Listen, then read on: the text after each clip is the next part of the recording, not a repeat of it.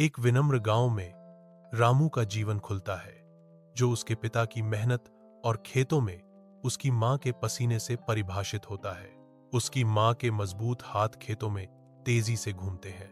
ज्ञान की लालसा से भरे रामू के सपने गरीबी की कठोर पकड़ से अचानक रुक जाते हैं। अधूरे वादे का भार रामू पर भारी पड़ता है, क्योंकि वह गांव के चौक में बैठा है।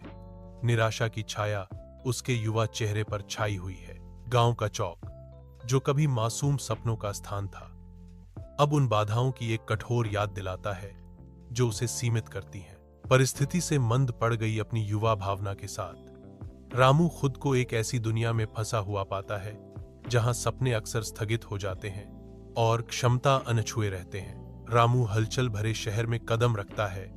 शहरी विस्तार के बीच एक बाहरी व्यक्ति। भूख उसे सताती है, क्योंकि वह बेतरतीब ढंग से भटकता है। शहर की उदासीनता के खिलाफ एक अकेला व्यक्ति। उसकी निगाहें कुशल विक्रेताओं पर टिकी हैं, जो समोसे और पकोड़े तल रहे हैं, जिससे हवा खुशबू से भर जाती है। तेल की सिल और संतुष्ट ग्राहकों को देखकर उसके भीतर उम्मीद की किरण जगती है। रामू के मन में एक विचार कौंधता है, इस कंक्रीट जंगल में जीवित रहने का एक संभावित रास्ता। वह खुद से फुसफुसाता है, मैं वही व्यवसाय शुरू कर सकता हूं। इरादे की घोषणा। रामू एक पुरानी गाड़ी खरीदता है, एक पाक कला उद्यम की कल्पना करता है। दृढ़ संकल्प के साथ रामू समोसे और पकोड़े बनाना शुरू करता है। रामू शहर की हलचल में अपने ठेले को स्वाद का प्रतीक बनाता है। शुरुआत में केवल कुछ ही रामू की गाड़ी की ओर आकर्षित होते हैं, लेकिन प्रत्याशा बनी रहती है। रामू की रचनाओं का अनूठा स्वाद चखने पर लोगों में बात फैल जाती है। रामू त्रुटिहीन मानकों को बनाए रखता है, यह सुनिश्चित करते हुए कि हर कौर उतना ही शुद्ध है जितना कि स्वादिष्ट। रामू की गाड़ी स्थानीय सनसनी बन जाती है, जो सभी कोनों से भीड़ खींचती है।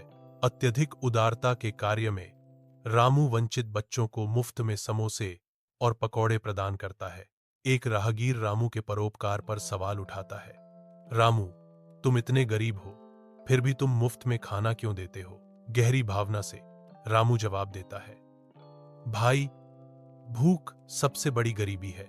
ठेला उदारता का प्रतीक है, क्योंकि रामू बच्चों को खाते हुए देखकर गर्मजोशी से मुस्कुराता है। एक आलीशान होटल का मालिक रामू की विनम्र स्ट्रीट फूड कार्ट के पास आता है। उसकी उपस्थिति साधारण सेटिंग के विपरीत है।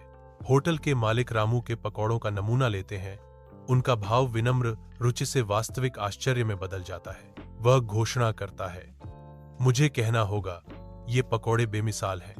मैं आपको अपने होटल में नौकरी देना चाहता हूं। रामू प्रस्ताव पर ध्यान देता है।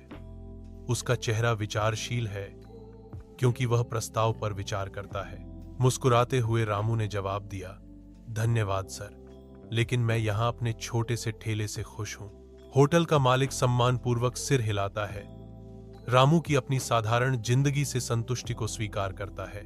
रामू ने अपनी मामूली दुकान का अनावरण किया, जिसका नाम रामू समोसा पकौड़ी भंडार रखा गया, जो खुले आसमान के नीचे एक विनम्र शुरुआत थी। बात फैलती है और जल्द ही रामू की रचनाओं की खुशबू एक भीड़ को आकर्षित करती है, जो एक बार शांत कोने को एक जीवंत केंद्र में बदल देती है। साल गुजरते हैं और रामू की दुकान एक प्रसिद्ध स्थलचिह्न में बदल जाती है, जिसकी प्रतिष्ठा पूरे शहर में गूंजती है।